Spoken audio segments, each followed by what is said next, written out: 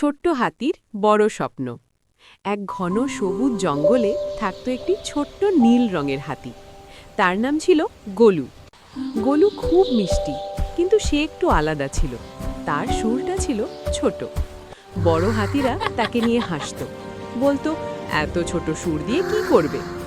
গোলু চুপ করে থাকত, কিন্তু তার মনে একটা বড় স্বপ্ন ছিল। সে চাইতো জঙ্গলে সবার কাজে লাগতে। একদিন জঙ্গলে ভয়ঙ্কর আগুন লেগে গেল। সবাই দৌড়াদৌড়ি শুরু করলো।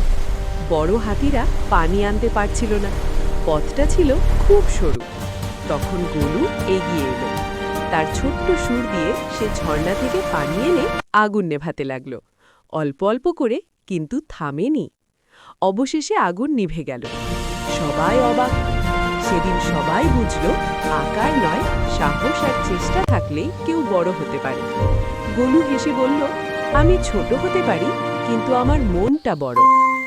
আমি ছোট হতে পারি, কিন্তু আপনার একটা লাইক আমাকে অনেক বড় হাসি দিতে পারে।